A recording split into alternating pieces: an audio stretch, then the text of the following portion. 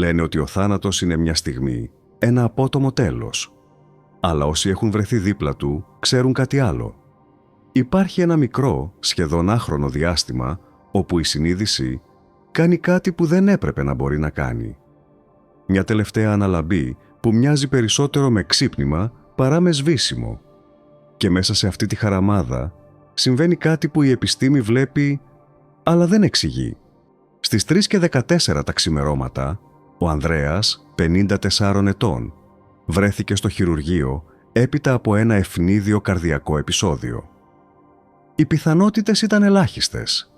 Η ομάδα των γιατρών δούλευε μηχανικά με εκείνη τη σιωπηλή σοβαρότητα που αναπτύσσουν όσοι έχουν δει το ανθρώπινο σώμα να κρέμεται από μία λεπτή κλωστή. Λίγο πριν τη στιγμή που όλοι περίμεναν, η καρδιά του σταμάτησε. Η οθόνη απέναντι έδειξε την χαρακτηριστική ευθεία γραμμή και για μερικά δευτερόλεπτα κανείς δεν μίλησε. Η αδρεναλίνη είχε γεμίσει τον χώρο, αλλά η διαδικασία ήταν σχεδόν τελετουργική. Αυτοί οι άνθρωποι είχαν ξαναζήσει τέτοιες στιγμές. Μόνο που αυτή ήταν διαφορετική. Ο νεότερος αναισθησιολόγος κοιτούσε επίμονα μια άλλη οθόνη, το ΕΕΓ, την καταγραφή της εγκεφαλικής δραστηριότητας. Περίμενε να δει ένα καθαρό επίπεδο μοτίβο, όπως επιβάλλει η λογική όταν η καρδιά πάβει να στέλνει αίμα στον εγκέφαλο. Αντί γι' αυτό, εμφανίστηκε μια κορυφή, μια απότομη στενή αιχμή, έπειτα μια δεύτερη και μια τρίτη. Ο γιατρός έμεινε ακίνητος. Το φαινόμενο δεν τέριαζε με κανέναν φυσιολογικό κανόνα. Το ΕΕΓ έδειχνε ότι ο εγκέφαλος ξαφνικά ενεργοποιήθηκε. Όχι τυχαία, όχι χαοτικά. Με ένα ρυθμό που δεν έπρεπε να υπάρχει σε έναν άνθρωπο του οποίου η καρδιά είχε ήδη σταματήσει. Πριν προλάβει να πει κάτι, μια νοσηλεύτρια φώναξε πως επανέρχονταν στη διαδικασία αναζωογόνησης. Το προσωπικό συγκεντρώθηκε ξανά στο σώμα του Ανδρέα. Για μερικές στιγμές, όλος ο χώρος κυριεύτηκε από ήχους και εντολές. Κανείς όμως δεν είχε ξεχάσει εκείνη την οθόνη. Ο νεαρός γιατρός κοίταζε το ΕΕΓ σαν να είχε δει ένα φάντασμα. Και όταν όλα τελείωσαν, κανείς δεν μίλησε για εκείνη την παράξενη δραστηριότητα. Ο Ανδρέας δεν επέστρεψε, αλλά η συνείδησή του άφησε πίσω της ένα ίχνος. Ένα ίχνος που δεν θα έπρεπε να υπάρχει.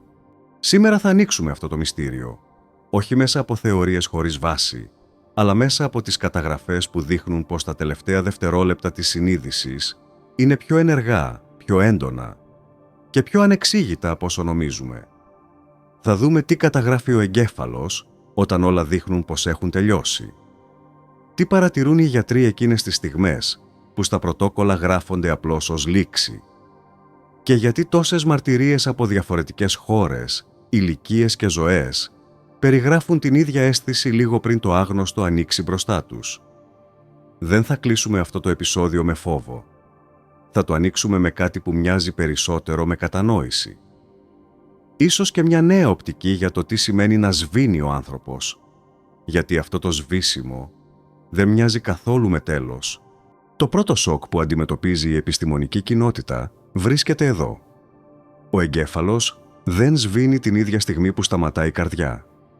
Η καρδιά είναι ο μηχανισμός που τροφοδοτεί τον εγκέφαλο με οξυγόνο, αλλά ο εγκέφαλος έχει ένα μικρό παράθυρο αυτονομίας. Για περίπου 10 έως 30 δευτερόλεπτα μπορεί να παραμείνει ενεργός. Αυτό όμως που συμβαίνει μέσα σε αυτά τα δευτερόλεπτα, κανείς δεν το περίμενε. Σε μελέτες που πραγματοποιήθηκαν στο University of Michigan, οι ερευνητές παρατήρησαν κάτι που έμοιαζε με τελικό οργανωμένο ξέσπασμα. Αντί ο εγκέφαλος να παρουσιάσει μια ομοιόμορφη μείωση δραστηριότητας, εμφανίζει μια αιχμή. Ένα τελευταίο κύμα νευρικής συγχρονισμένης ενεργοποίησης, σαν να προσπαθεί να επεξεργαστεί κάτι, σαν να προσπαθεί να ολοκληρώσει μια λειτουργία που δεν έχει καταγραφεί πουθενά στα εγχειρίδια. Αυτό το φαινόμενο συνδέθηκε μάλιστα με την εμφάνιση γαμακυμάτων, τα οποία σχετίζονται με συνειδητές εμπειρίες υψηλής έντασης. Είναι τα ίδια κύματα που βλέπουμε σε στιγμές βαθιάς διάβγειας, σε όνειρα πλήρους επίγνωσης ή ακόμα και σε στιγμές πνευματικών εμπειριών. Εδώ όμως ξεκινά το δεύτερο παράδοξο. Οι μετρήσεις έδειξαν πως αυτά τα γάμα κύματα δεν εμφανίζονται τυχαία, είναι οργανωμένα, έχουν ρυθμό και μοιάζουν με τον τρόπο που ο εγκέφαλος επεξεργάζεται εικόνες, αναμνήσεις ή πολύπλοκες εσωτερικές εμπειρίες. Οι ερευνητές περίμεναν ότι ο εγκέφαλος, χωρίς οξυγόνο, θα παρουσίαζε χάος. Και όμως, όσο πιο κοντά φτάνει στο κλείσιμο, τόσο πιο καθαρή φαίνεται να γίνεται η δραστηριότητα. Και εδώ αρχίζει το παράξενο. Σε αρκετές καταγραφές, η κορύφωση της δραστηριότητας συμβαίνει αφού ο καρδιακός παλμός έχει σταματήσει. Όχι πριν, όχι κατά τη διάρκεια, αλλά μετά, σαν η συνείδηση ή ίσως η νευρονική ενεργοποίηση που τη στηρίζει να μην ακολουθεί τους μηχανιστικούς κανόνες που πιστεύουμε, σαν να προσπαθεί να ανοίξει μια τελευταία πόρτα. Ένα τρίτο στοιχείο περιπλέκει ακόμα περισσότερο το μυστήριο. Σε πειράματα με ζώα παρατηρήθηκε πως ο εγκέφαλος πραγματοποιεί μια σύντομη έκρηξη αναμνήσεων, όπου ενεργοποιούνται τα ίδια μοτίβα που καταγράφονται κατά την ανάκληση εμπειριών. Σαν ο εγκέφαλος να ξεδιπλώνει μια ολόκληρη ζωή μέσα σε λίγα δευτερόλεπτα. Και αυτό δεν είναι το μόνο. Μερικά ηλεκτροεγκεφαλογραφήματα έδειξαν δραστηριότητα σε περιοχές που σχετίζονται με την αίσθηση του εαυτού. Την ίδια στιγμή που το σώμα πάβει, ο εαυτός φαίνεται να προσπαθεί να παραμείνει παρόν. Οι επιστήμονες δεν συμφωνούν σε τίποτα από όλα αυτά.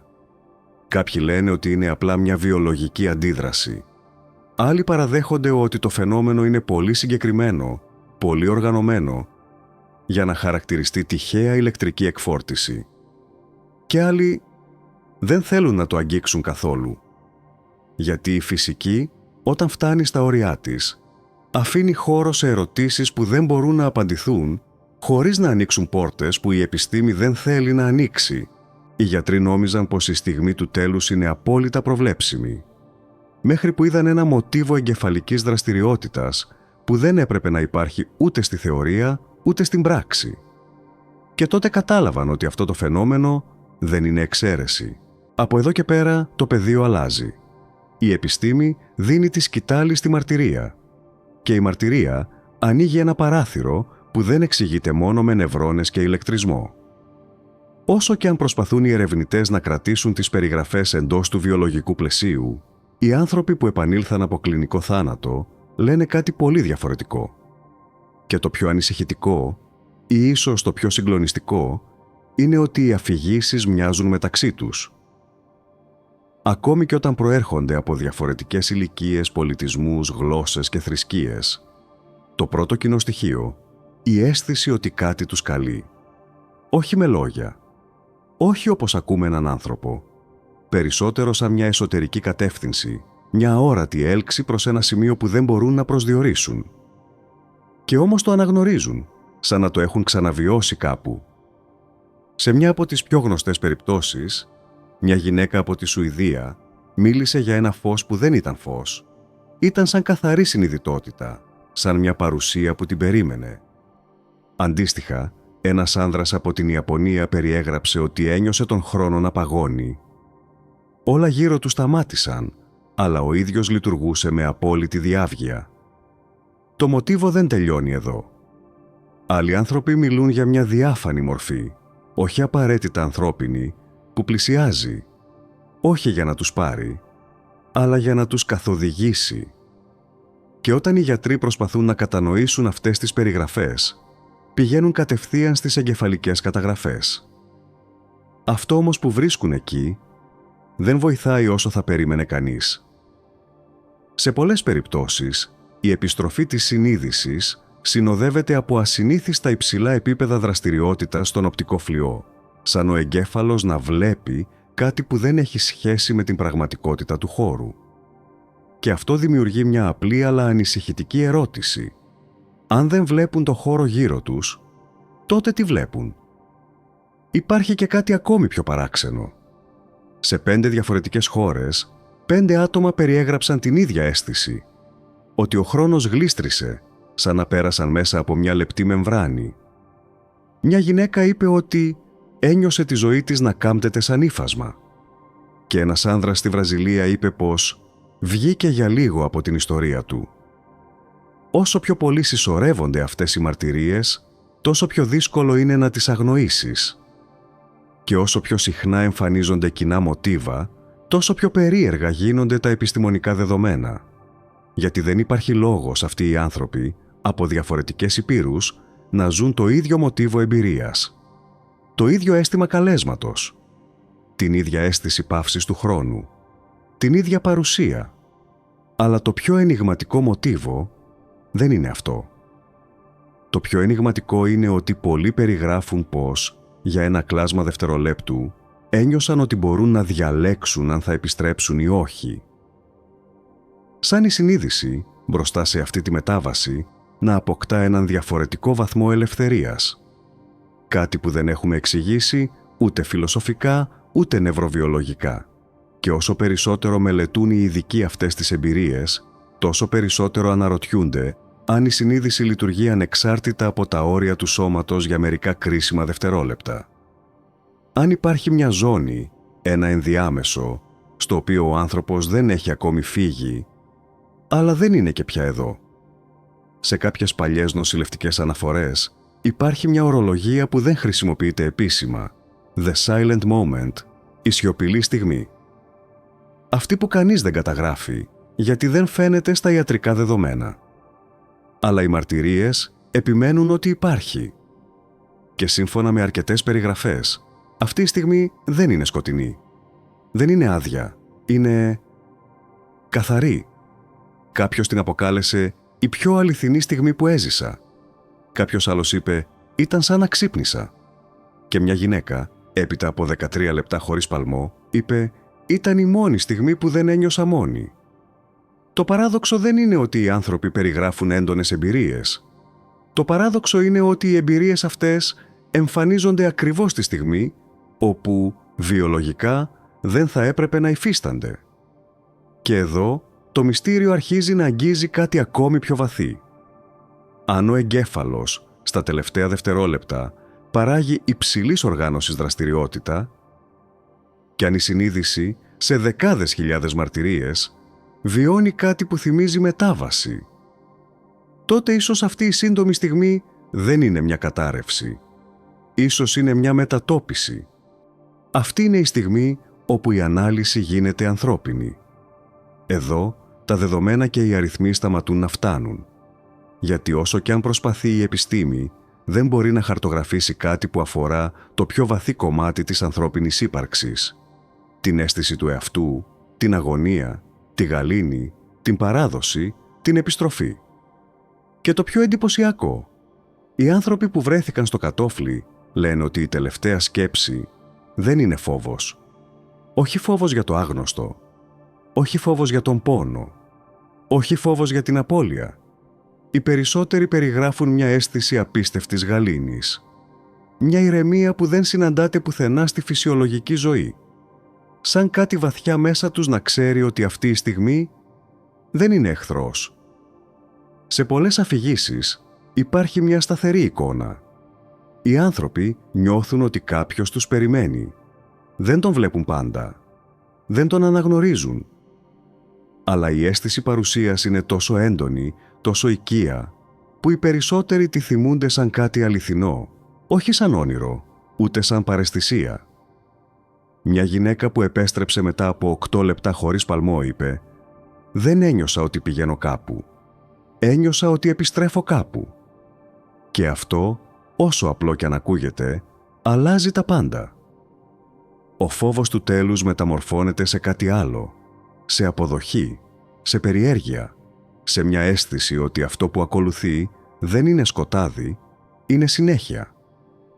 Κάποιοι περιγράφουν ότι την τελευταία στιγμή θυμούνται πρόσωπα που έχουν χαθεί. Άλλοι ότι νιώθουν ένα είδος αναγνώρισης, σαν να θυμούνται κάτι που είχαν ξεχάσει για χρόνια. Και μερικοί, οι πιο τολμηροί στις περιγραφές τους, λένε ότι ένιωσαν καθαρά πως αυτή δεν ήταν η πρώτη φορά που ζούσαν αυτή τη μετάβαση. Ένας ηλικιωμένος άνδρας είπε στους γιατρούς «Ήξερα ακριβώς τι γινόταν. Το είχα ξαναπεράσει». Δεν μπορούσε να εξηγήσει τι εννοούσε. Και όμως η σιγουριά στη φωνή του ήταν απόλυτη. υπάρχει κάτι ακόμη πιο συγκλονιστικό. Οι άνθρωποι αυτοί δεν περιγράφουν απώλεια της ταυτότητάς τους. Δεν λένε ότι έγιναν τίποτα. Αντίθετα, νιώθουν περισσότερο ο εαυτός τους από ποτέ. Σαν ο φόβος, η σύγχυση, τα καθημερινά βάρη να φεύγουν για μια στιγμή. Και αυτό που μένει είναι κάτι καθαρό, μια συνειδητότητα χωρίς θόρυβο. Οι ερευνητές προσπάθησαν να το εξηγήσουν με νευροχημικούς μηχανισμούς. Αλλά η ένταση αυτής της εμπειρίας, η συνέπεια των περιγραφών και κυρίως η γαλήνη που αφήνει πίσω της, δεν ταιριάζουν σε φαινόμενο κατάρρευσης. Ταιριάζουν σε κάτι εντελώς διαφορετικό, σε ένα είδος μετάβασης που ο άνθρωπος δεν μπορεί να εξηγήσει με λόγια, αλλά το αναγνωρίζει όταν τη νιώσει. Ένας άνδρας από την Ισπανία είπε μετά την ανάνυψη: «Όταν ξύπνησα, ένιωσα ότι επέστρεψα σε ένα δωμάτιο που είχα φύγει προσωρινά». Και πρόσθεσε: «Δεν ήταν όνειρο, ήταν πραγματικό, περισσότερο πραγματικό από εδώ». Αν όλα αυτά είναι αληθινά, όχι ως γεγονότα, αλλά ως βιώματα, τότε η συνείδηση δεν φέρεται σαν φλόγα που σβήνει. Φέρεται σαν κάτι που ανοίγεται, που περνάει σε μια άλλη κατάσταση, άγνωστη αλλά όχι εχθρική. Και όσο περισσότερο το παρατηρούμε, τόσο πιο ξεκάθαρο γίνεται ότι αυτό που ονομάζουμε τέλος, ίσως να μην είναι ούτε τέλος ούτε αρχή. Ίσως να είναι η μόνη στιγμή όπου η συνείδηση βλέπει καθαρά τι πραγματικά συμβαίνει. Και τότε εμφανίζεται η ερώτηση που κανείς δεν θέλει να απαντήσει. Αν δεν είναι φόβος, αν δεν είναι σκοτάδι, αν δεν είναι κατάρρευση, τότε τι είναι? Υπάρχει όμως και κάτι ακόμη πιο παράξενο. Κάτι που μέχρι σήμερα κανένας επιστήμονας δεν θέλει να συζητήσει δημόσια. Γιατί αν είναι αλήθεια, αλλάζει όσα πιστεύουμε για το τέλος της ζωής. Υπάρχει μια στιγμή στην αφήγηση αυτού του μυστηρίου, όπου όλα τα κομμάτια, η επιστήμη, οι μαρτυρίες, τα παράδοξα, οι αόρατες εμπειρίες, αρχίζουν να δείχνουν προς την ίδια κατεύθυνση. Όχι ως απόλυτη εξήγηση, όχι ως συμπέρασμα, αλλά ως μια εικόνα που σχηματίζεται σιγά σιγά σαν μια σκιά πίσω από ένα παραβάν. Και αυτή η εικόνα λέει κάτι απλό και ταυτόχρονα συγκλονιστικό. Η συνείδηση δεν φεύγει αμέσως. Για χρόνια πιστεύαμε ότι ο εγκέφαλος σβήνει όπως ένα φως που κλείνει. Μία στιγμή υπάρχει, την επόμενη όχι. Όμως οι καταγραφές δείχνουν πως η διαδικασία είναι πολύ πιο περίπλοκη και πολύ πιο ενδιαφέρουσα. Τα τελευταία δευτερόλεπτα δεν είναι ένα κενό. Είναι μια μετάβαση. Το σώμα σταματά. Ο παλμός χάνεται. Η φυσιολογία κλείνει. Αλλά η συνείδηση ή η εμπειρία που την συνοδεύει φαίνεται να ζει ένα τελευταίο, έντονο, σχεδόν φωτεινό στάδιο. Σαν να τραβάει μια τελευταία ανάσα. Όχι για να επιβιώσει, αλλά για να ολοκληρώσει κάτι. Τα ηλεκτροεγκεφαλογραφήματα δείχνουν μια κορύφωση. Οι άνθρωποι περιγράφουν μια στιγμή καθαρής διάβγειας. Κάποιοι νιώθουν ότι επιλέγουν. Κάποιοι άλλοι νιώθουν ότι επιστρέφουν. Και όσο πιο βαθιά το εξετάζεις, τόσο πιο δύσκολο είναι να το κατατάξεις σε παραίσθηση, αντίδραση, χημεία. Γιατί η χημεία δεν εξηγεί το μοτίβο. Η παραίσθηση δεν εξηγεί τη συνέπεια. Και η βιολογία δεν εξηγεί την οργανωμένη εγκεφαλική δραστηριότητα σε μια στιγμή που δεν έπρεπε να υπάρχει καμία. Εδώ, η αφήγηση δεν είναι πλέον μόνο επιστημονική. Γίνεται υπαρξιακή. Τι σημαίνει ότι η συνείδηση έχει μια τελευταία κορύφωση? Τι σημαίνει ότι οι άνθρωποι νιώθουν παρουσία? Τι σημαίνει ότι χρόνος και χώρος μοιάζουν να σταματούν? Τι σημαίνει ότι κάποιοι αισθάνονται πως έχουν ξαναπεράσει από αυτό? Όταν βάζεις όλες αυτές τις πληροφορίες στο ίδιο κάδρο, το αποτέλεσμα δεν είναι μια τελική εξήγηση, αλλά μια νέα ερώτηση.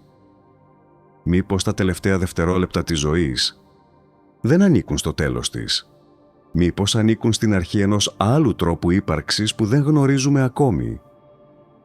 Στον κόσμο της επιστήμης, λίγοι τολμούν να το πούνε ανοιχτά. Αλλά αρκετοί πλέον παραδέχονται πως το φαινόμενο δεν ταιριάζει στο μοντέλο που μάθαμε. Και όλο και περισσότεροι καταλήγουν σε ένα κοινό συμπέρασμα. Η συνείδηση δεν λειτουργεί σαν διακόπτης, ούτε σαν μηχανή που κλείνει.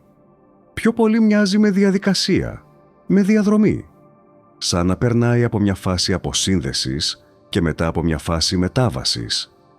Και αυτή η μετάβαση, όσο τρομακτική κι αν φαίνεται, είναι σταθερή, προβλέψιμη, σχεδόν ειρηνική. Το μεγαλύτερο μυστήριο δεν είναι ότι η συνείδηση ζει κάτι στα τελευταία δευτερόλεπτα. Το μεγαλύτερο μυστήριο είναι ότι αυτή η εμπειρία μοιάζει με κάτι που αναγνωρίζουμε χωρίς να ξέρουμε από πού. Σαν μια βαθιά αρχαία μνήμη που δεν θυμόμαστε, μέχρι να έρθει η στιγμή που τη χρειάζεται η ύπαρξή μας. Και αν αυτό είναι αλήθεια, τότε τα τελευταία δευτερόλεπτα της συνείδησης δεν είναι μια πτώση στο κενό. Είναι ένα άνοιγμα, μια πόρτα προς κάτι άλλο. Όχι απαραίτητα υπερφυσικό, όχι απαραίτητα μεταφυσικό, αλλά σίγουρα διαφορετικό. Χωρίς φόβο, χωρίς σύγκρουση, χωρίς χάος, μόνο μετάβαση.